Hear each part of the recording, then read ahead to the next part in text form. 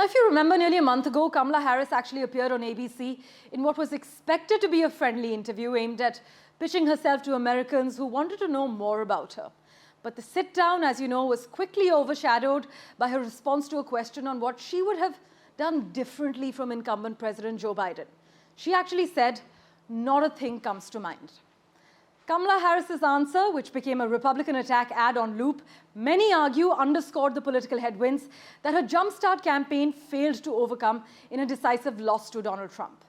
Publicly, she has conceded the race, telling supporters, "Do not despair," but soul-searching over where she went wrong and what else she could have done will likely take longer as Democrats begin finger-pointing and raising questions about the future of the party.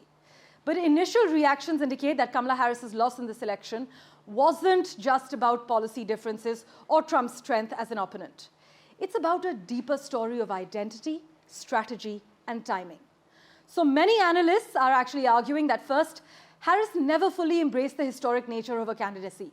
Many pollsters and analysts I've been speaking to believe that she downplayed her race and gender, not leaning into the powerful symbolism of being the first black woman with a shot at this presidency. And in trying to avoid making identity a central theme, she missed the chance to turn it into a rallying cry for change. Next, Harris ran a campaign that promised little would change, just that the person in charge would look different.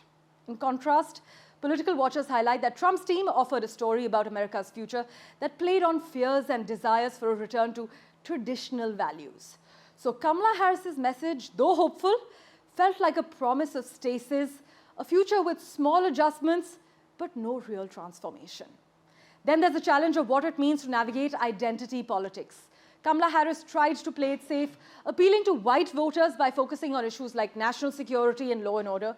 But in doing so, she actually ended up alienating key parts of her base, many analysts highlight, while not fully securing enough of the voters she needed from the other side. So in a nutshell, it's a balancing act that did not quite land for Kamala Harris. Her campaign also struggled with the weight of expectations. Like many women in leadership roles, she was thrust into the spotlight at a time of crisis, and you can't deny that. The Democratic Party was desperate for a candidate who could challenge Donald Trump, but Harris's candidacy for many in the United States often felt more like a last-ditch effort than a movement of, let's say, hope and change. And then there's the role of race and gender in shaping her narrative. Now, despite being a black woman, Harris couldn't fully embrace the power of that identity without risking alienating certain voters. But the reality, is identity has always been central to American politics. It's just that for many, it's only seen as a problem when it belongs to someone who's not white or not male. But in the end, Kamala Harris's loss wasn't just about who she was or what she stood for. It's about how she told her story and the ways in which she chose not to.